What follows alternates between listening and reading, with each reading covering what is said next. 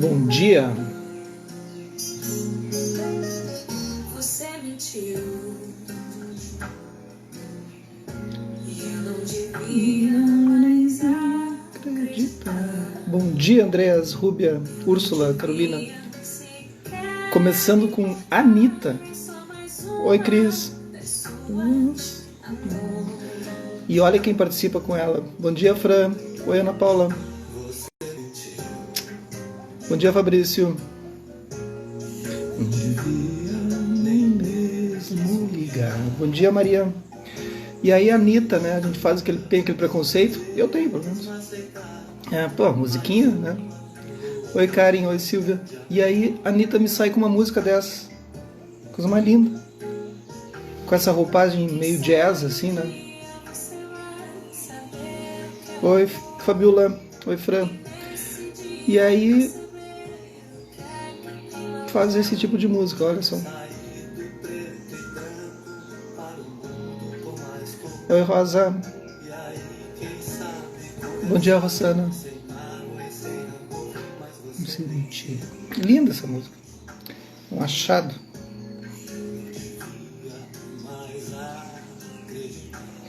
Bom dia, Fernando. A gente está ouvindo a Anitta e Caetano Veloso. Achei sensacional. Diminuir, porque senão depois o Instagram vai me cortar, né? Esse é o problema. Bom dia, Xande.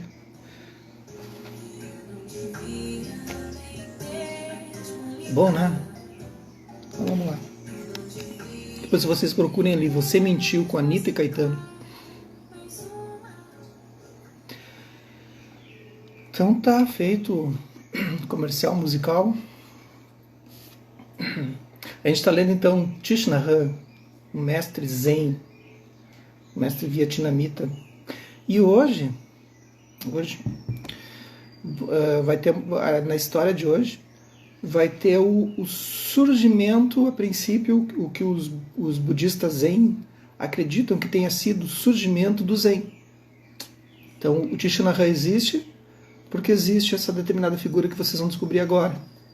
Uma história conhecida dentro para nós budistas que estudamos, né, que é essa história que ela é contada de diversas formas, claro, né, diversos lugares, assim, mas a história é sempre a mesma, sempre o mesmo objeto, tá? Não vou contar o spoiler aí, mas a história é sempre a mesma, mas os lugares mudam, assim, meio que estranho, né? Mas é sempre a mesma história. Então vamos lá, capítulo 51, o tesouro do entendimento. Já sentiram, que só um entendeu. E aí, vamos lá. Então, a editora Bodhigaya, né, esqueci, tradução Enio Burgos, Velho Caminho, Nuvens Brancas, Thich Nhat Hanh. Quando a 13ª estação do retiro findou, o Buda retornou a Saravasti. Swasti e Raula o seguiram. Era a primeira vez que Swasti iria ao monastério de Jetavana. Ele ficou maravilhado ao descobrir quão belo e convidativo era aquele lugar para praticar. Eu tenho um pouco de medo assim, de ir para a Índia, porque eu acho muito, para mim, para o meu cérebro, que ele tem problemas com movimentos, assim. Mas eu teria vontade de conhecer esse parque de Jetavana. Então a gente podia fazer um grupo, né? Porque daí, sozinho, eu não me animo, assim. Os movimentos, eles me perturbam. Então, né. Jetavana era aprazível, refrescante e acolhedor. Todos sorriam candidamente para Swasti. Eles sabiam que o sutra sobre como tratar búfalos d'água havia sido inspirado por ele. Lembra lá no começo da história, né? Swasti estava confiante de que, num ambiente tão propício, faria grande progresso em sua prática. Ele começava a entender porque a Sangha era tão importante quanto o Buda, e começava a entender porque a Sangha era tão importante quanto o Buda e o Dharma. A Sangha era a comunidade de pessoas praticando o caminho da consciência. Ela provia apoio e a orientação. Era preciso tomar refúgio na Sangha. Então, quando a gente diz tomar refúgio, né, toda hora eu digo tomar refúgio. Eu tomo refúgio todos os dias. Então, ali ó, vou mostrar para vocês. Lá tem um altarzinho, né, tem um altar que Quando eu tomo refúgio, eu tomo todos os dias. Todos os dias. Não interessa o que está acontecendo, todos os dias. Então eu tomo refúgio no Buda, que é em mim, na Sangha. Eu tenho esse comprometimento com a Sangha, com o pessoal que está à minha volta, com os leigos e com os monásticos que eu participo. Então é um comprometimento. E com o Dharma, né? Então eu estou aqui falando sobre o Dharma, eu tenho todo o cuidado, todo o respeito de falar, faço minhas brincadeirinhas e coisas quando pode, né? Quando é no ensinamento, vocês viram que eu fico bem quietinho, né? Então tomar refúgio é respeitar a Sangha, né? É respeitar aquela pessoa também que está dando oportunidade para vocês de passar o Dharma, né? Como tem muitos por aí, que bom. Então é isso. Cuidem com os refúgios, cuidem da Sangha. Se vocês participam de alguma Sangha, nossa, façam de tudo para que a Sangha permaneça, porque a Sangha também entra em degenerescência, e se ela se perde o ensinamento. Essas coisas vão passar daí. Aí daqui a 5, 10 anos, a gente está de novo num monte de problemas, né? Raul alcançou os 21 anos de idade e Sariputra conduziu sua cerimônia de ordenação. A cerimônia de ordenação é a coisa mais linda que vocês podem ver, sabe? É muito lindo. Agora ele era um bhikkhuni completamente ordenado e toda a comunidade se rejubilou. Venerável Sariputra devotou vários dias anteriores à ordenação a dar ensinamentos especiais para o rapaz. Swasti acompanhou-o durante essas sessões e foi igualmente beneficiado pelo ensinamento do veterano monge. Após a ordenação de Rahula, o Buda também passou por um tempo a ensinar-lhes diferentes métodos de contemplação. Swasti também fora convidado para essas sessões, foi ensinado pelo próprio Buda. O Buda ensinou a eles a contemplação sobre os 6 órgãos dos sentidos, olhos, ouvidos, nariz, língua, corpo e mente, sobre os 6 objetos dos sentidos, formas, sons, odores, sabores, objetos táteis e objetos da mente, e as 6 consciências sensoriais: consciência visual, consciência auditiva, consciência olfativa, consciência gustativa, consciência proprioceptiva e consciência mental. O Buda mostrou a eles como olhar profundamente dentro da natureza impermanente desses 18 domínios dos sentidos, chamado de 18 datos. Vocês lembram, toda vez que eu faço prática meditativa nas quartas aqui, uma live, né? Ou insisto com vocês, ou nos cursos, não precisa passar disso. Vocês querem uma técnica muito complexa de meditação, sabe? Não precisa. Apenas observem os objetos mentais, observem o som, né, como objeto mental do ouvido, e a consciência gerada por esse objeto mental, entendeu? A consciência do objeto mental mais o ouvido. Então esses são os 18 dados. Aqui ele não vai falar, mas eu vou falar para vocês. Então os 18 dados, ele está falando agora só nesse momento, mas os 18 dados é multiplicado por 3, passado, presente e futuro. Isso dá 54. 54 formas de observar. E é multiplicado por 2, porque tem os objetos externos e os objetos internos. Isso dá 108. Já ouviram falar de 108? 108 contas ali no Japamala? Fiquem ligados. Então tem bastante coisa para observar só nisso. Eu quero uma prática de meditação mais complexa. Mais complexa que isso, pode passar a vida inteira olhando isso. Porque quando surge um objeto mental, vai surgir outro. E aí tem uma consciência relacionada a isso. E quando observem isso. Agora eu vou falar. Então observem isso. Quando tu está observando um objeto mental, tu não consegue observar outro. Tu tem consciência somente de um. E os outros estão entrando igual. A janela está aberta. E a gente não consegue observar mais de um objeto. Vocês estão ouvindo a minha voz agora. E se eu pedir para vocês olharem, vocês vão olhar ou ouvir minha voz. Mas a consciência mental está observando tudo, os 5 sentidos. Tá? Todos eles, mais a mente 6. Mas nós, conscientemente, não estamos conseguindo observar isso. Entenderam, né? E isso é um problema. Porque as janelas estão abertas. Enquanto tu vai fechar uma, está chovendo na outra. Entendeu? Então a gente tem que estar muito atento. Muito bem. Os quais compreendem os 6 órgãos dos sentidos, os 6 objetos dos sentidos, as 6 consciências sensoriais e os objetos internos dos sentidos. As percepções surgem devido ao contato entre o órgão dos sentidos e o objeto dos sentidos. Certo isso? Todos os domínios dos sentidos dependem um dos outros para existirem. Eles são todos impermanentes e interdependentes. Sacaram? Se alguém compreendesse isso, poderia penetrar a verdade da vacuidade de um eu e transcender ao nascimento e morte. O Buda deu a Raul ensinamentos sobre a vacuidade do eu em grande detalhe, coisa que aqui é impossível eu passar para vocês. Ele disse: Raula, entre os 5 skandhas, lembram corpo, sensação, percepção, formação mental e consciência, não há nada que possa ser considerado permanente e nada que possa ser chamado de eu. Esse corpo não é o eu. Esse corpo também não é algo que pertença ao eu. O eu não pode ser encontrado no corpo e o corpo não pode ser encontrado no eu. Ficou claro para vocês isso? Porque isso é a base assim, do budismo praticamente. Então tenta encontrar um eu, assim, batam assim, se perguntar para vocês quem tu é, daí eu sou fulano, tá? Um exemplo. Aí eu pergunto para vocês, tá, mas onde é que está o fulano? Onde é que está aí a Nega, a Terezinha, o Mauro, a Gorete, a turma que entrou aí, o Xande, todo mundo que entrou aí. Aí eu pergunto, onde é que está? Tá, mas está onde? Está no teu dedo?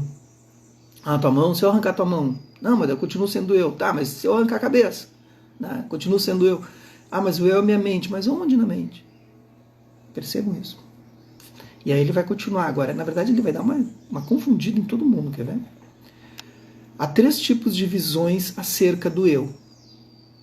A primeira é que o corpo seja o eu, ou estas sensações, percepções, formações mentais ou consciências sejam o eu. Esta é a crença nos skandhas como sendo o eu. Skandhas, né? 5 skandhas, os 5 agregados que eu acabei de falar. Forma, né? Sensação, percepção, formação mental e consciência. Tá? Então a primeira é essa. E é a primeira visão equivocada.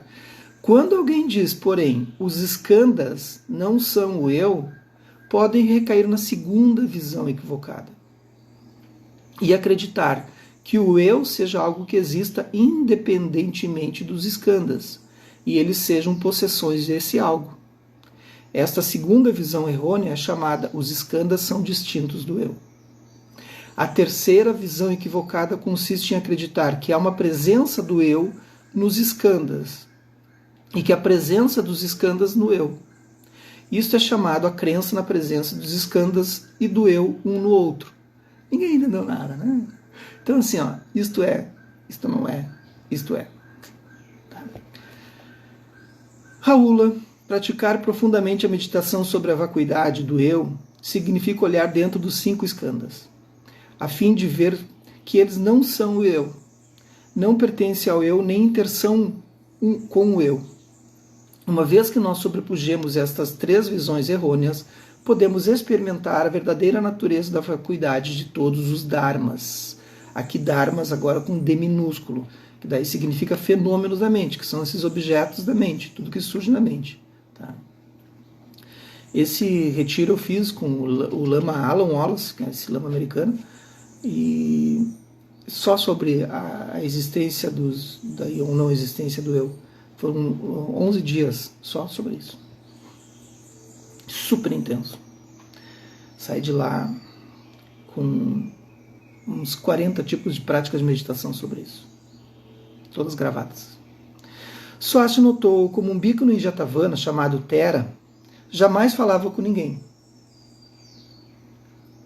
Ele andava sozinho. Venerável Tera não perturbava ninguém nem violava qualquer preceito, mas dava a impressão a Swasti de não viver em harmonia com o resto da comunidade. Certa vez, o jovem tentou falar-lhe, mas ele se afastara sem responder. O Tera se afastava. Os outros bhikkhunus o apelidaram de aquele que vive sozinho. Eu já vi gente em retiro assim, que não entendeu. Swasti sempre havia ouvido falar que o Buda encorajava os monges a evitarem falar em vão, a meditarem mais e desenvolverem a autossuficiência. Swasti, porém, sentia que Venerável Tera não estaria vivendo o tipo de autossuficiência que o Buda preconizava. Confuso, decidiu perguntar ao mestre sobre isso. No dia seguinte, durante sua palestra Dharma, o Buda convocou o veterano Tera e perguntou-lhe: é verdade que você prefere ficar só e faz todas as coisas solitariamente, evitando o contato com outros bhikkhus? Sim, senhor, é verdade. Você nos disse para sermos autossuficientes e praticarmos a solitude. Ele não entendeu. O Buda voltou-se para a comunidade e disse: bhikkhus, Vou explicar-lhes o que é a verdadeira autossuficiência e qual a melhor maneira de viver sozinho.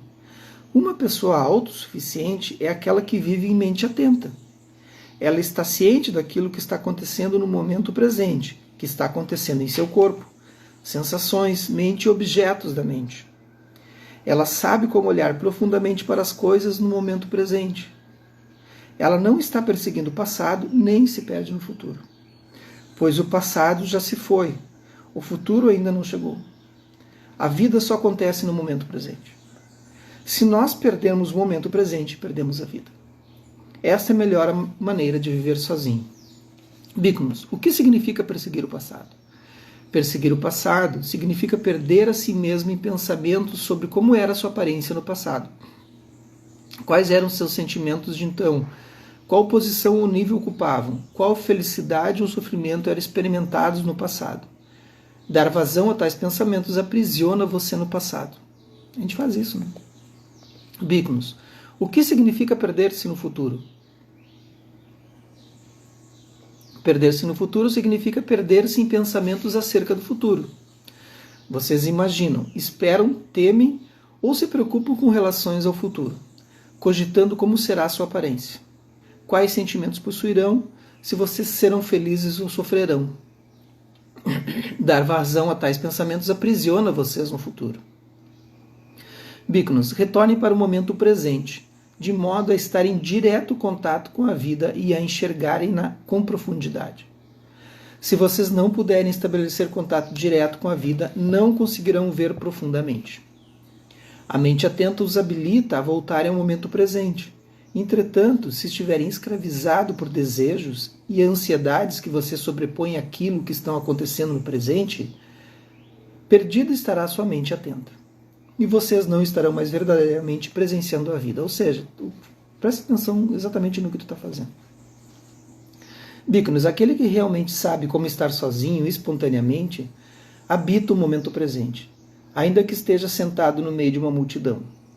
Se uma pessoa não mantém a mente atenta, ainda que sentada sozinha no meio do deserto, se estiver sendo perseguida por seu passado e futuro, então ela não estará realmente sozinha. O Buda então recitou um Gatha para resumir seu ensinamento. Não busque o passado, não se perca no futuro. O passado já se foi. O futuro ainda não chegou.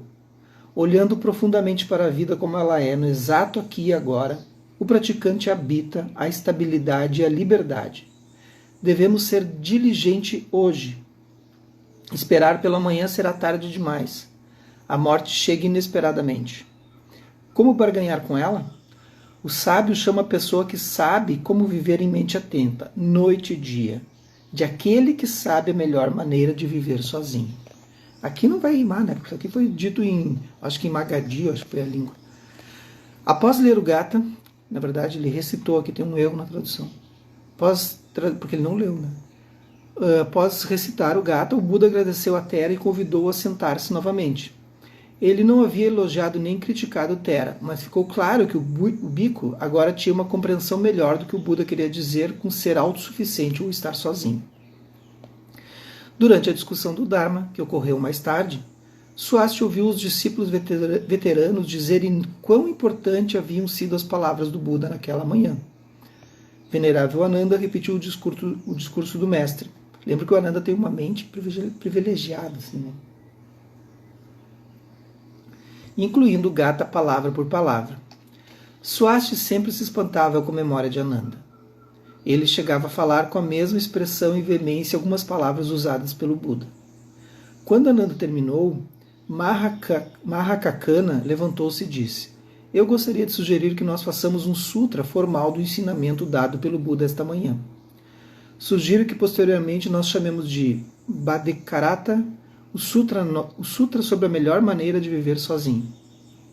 Todos os bhikkhus deveriam memorizá-lo e colocá-lo em prática. Mahakasyapa ergueu-se e deu seu apoio à ideia proposta por Mahakakana. Na manhã seguinte, quando os monges foram mendigar, encontraram um grupo de crianças brincando no arrozal. Eles tinham capturado um caranguejo que o menino segurava pendurado pelo dedo indicador. Com a outra mão, ele arrancou uma das garras do caranguejo. O capeta. As demais crianças bateram palmas e guincharam. Satisfeito com a reação delas, o menino arrancou fora outra garra. Em seguida, atorou todas as patas daquele ser, uma por uma. E depois jogou-o de volta ao rosal e capturou mais um. Mas olha que cria bem terrível. Quando as crianças viram o Buda e os Bhikkhus chegarem, eles inclinaram suas cabeças e então voltaram a torturar o próximo caranguejo. Não deram nem bola, né? O Buda pediu que parassem. Crianças, se alguém arrancasse seu braço ou perna, não seria doloroso? Sim, professor, responderam as crianças. Vocês sabiam que os caranguejos sentem dor exatamente como vocês? Eles ficaram em absoluto silêncio. O Buda continuou. O caranguejo se alimenta e bebe assim como vocês. Eles têm pais, irmãos e irmãs. Quando vocês o fazem sofrer, toda a família deles sofre também. Pensem bem sobre aquilo que estão fazendo. As crianças pareciam arrependidas do que tinham feito. Percebendo que outros habitantes do vilarejo haviam se reunido para ver o que ele e as crianças estavam dizendo, o Buda usou a ocasião para oferecer um ensinamento sobre a compaixão. Todo ser vivo merece desfrutar de uma sensação de segurança e bem-estar. Devemos proteger a vida e levar a felicidade aos outros. Todos os seres viventes, sejam grandes ou pequenos, tenham 2 ou 4 pernas, sejam aquáticos ou aéreos, têm direito à vida. Nós não devemos prejudicá-los ou matá-los, devemos protegê-los. Crianças, assim como uma mãe ama e protege a vida do seu próprio filho com a própria vida, nós deveríamos abrir nossos corações para proteger todos os seres. Nosso amor deveria abarcar cada ser, estejam acima, abaixo, dentro, fora ou ao nosso redor. Dia e noite, parados ou andando, sentados ou deitados, deveríamos viver em tal amor. Entendeu? O Buda pediu que as crianças soltassem o caranguejo que havia sido capturado. Em seguida disse a todos: meditar sobre o amor dessa maneira leva a felicidade primeiro a quem o pratica. Vocês dormirão melhor e acordarão mais descansados. Não terão pesadelos, não ficarão tristes nem ansiosos, e serão protegidos por cada um e por tudo à sua volta. Aquelas pessoas e seres que vocês mantiverem em uma mente de amor e compaixão lhes proporcionarão grande alegria e lentamente o sofrimento abandonará a todos os envolvidos. O Buda lhe dá ensinamentos complexos, né, quando é preciso, e simples quando é preciso. Né? Swasti sabia que o Buda estava imbuído de compartilhar o ensinamento com as crianças. Para auxiliá-lo nisso, ele e Raula organizaram turmas especiais para elas em Jetavana. Então, o Swasti e o Raula, eles criaram a Sangha Kids. Tá? Então, eles podem cobrar então os royalties disso. Com a ajuda de jovens leigos, especialmente as 4 crianças de Sudatta, uma vez por mês elas se reuniam para as aulas especiais. O filho de Sudatta, Kala, a princípio não foi um entusiasta daquele auxílio. Ele só havia ajudado por admirar a Swasti. Pouco a pouco, porém, seu interesse cresceu. A princesa Vajri, filha do rei, também deu apoio a essas turmas. Seria legal a gente ter uma Sangha Kids aqui, né? Num dia de lua cheia, ela pediu às crianças que trouxessem flores para ofertar ao Buda. Aí, ó, presta atenção. Eles chegaram com flores apanhadas dos seus próprios jardins e dos campos ao longo do caminho para o monastério. A princesa Vajri trouxe uma braçada de flores de lótus que tinha juntado na piscina de lótus do palácio. Quando ela e as crianças foram encontrar o Buda em sua choupana, souberam que ele estava no salão do Dharma, preparando-se para dar um discurso tanto para os bhikkhus quanto para os leigos. Esse discurso ficou na história do budismo. Vocês vão ver por quê agora. É que aí que eu disse, aqui diz que ele estava nesse lugar, assim, em alguns outros diz que ele estava num lago, em outros ele estava numa montanha. Então, aí muda o lugar, mas não muda a essência do ensinamento. A princesa levou as crianças em silêncio para dentro do salão. Todos os adultos se movimentaram a fim de darem passagem para que elas colocassem suas oferendas de flores sobre a pequena mesa de fronte do Buda e o cumprimentassem. Ele sorriu e as cumprimentou em retribuição, convidando-as para se sentarem bem diante dele. A palestra da arma do Buda naquele dia foi realmente especial. Ele aguardou que todas as crianças estivessem acomodadas, e todo o grupo, né, todo mundo, todos os adultos. Em outros lugares diz que tinha 8.000 pessoas. E então lentamente levantou-se, apanhou uma das flores de lótus, ergueu-a no ar diante da comunidade. E ele ficou em silêncio, com a flor na mão. A florzinha na mão. Ele lá, paradinho. Em silêncio. Não pronunciou nenhuma palavra. Todos estavam sentados em perfeita tranquilidade. Ele continuou erguendo a flor sem dizer nada por um longo tempo. As pessoas ficaram perplexas e imaginavam o que ele pretendia com aquele gesto. Então o Buda olhou por sobre a comunidade e sorriu. Por que ele sorriu? Em seguida declarou: tenho os olhos do verdadeiro Dharma, o tesouro desse maravilhoso entendimento, e acabo de transmiti-lo para Maha Kasyapa. No budismo japonês é Maha Kakasho, o nome dele. Maha Kasyapa entendeu tudo o que o Buda estava dizendo, porque existia todo um terceiro naquela flor. Aqui ele vai dar uma explicação breve, mas a gente tem um estudo desse sutra, o sutra do Maha Kasyapa, né, da flor. E esse sutra aqui não vai dizer. Nesse momento, inicia o Zen. O Maha Kasyapa foi o patriarca do Zen, né? Por causa desse entendimento sem palavra. O Zen é assim. Muito legal. Todos se voltaram para o venerável Kasyapa. Maha é grande, né? E viram que ele estava sorrindo. Seus olhos não se desviavam do Buda e da flor de lótus que segurava. Quando as pessoas olharam novamente para o mestre, viram que ele também estava olhando para o lótus e sorrindo. Embora Suassi estivesse perplexo, sabia que a coisa mais importante era manter a mente atenta. Ele começou a observar sua respiração enquanto olhava para o Buda. O lótus branco na mão do Buda havia recém desabrochado, e ele o erguia de modo mais gentil nobremente. Seu polegar e indicador seguravam um estame da flor, a qual reproduzia a forma da sua mão, tão bonita quanto a própria flor, pura e maravilhosa. De repente, Swasti verdadeiramente enxergou a pureza e a nobreza da beleza da flor. Não havia nada no que pensar. Swasti teve um lampejo bem depois. Né? Muito naturalmente, espontaneamente, um sorriso aflorou em seu rosto. Eu acho que isso aqui não aconteceu. Tá? Isso aqui eu acho que é um momento poético, assim, Tich narrando. Só estou dizendo, né? Não, eu acho, não sei. O Buda começou a falar: amigos, essa flor é maravilhosa, é uma maravilhosa realidade. Assim como sustento a flor diante de vocês, todos têm a chance de experienciá-la. Estabelecer contatos com a flor é fazer contato com a realidade maravilhosa. É contatar com a vida em si mesma.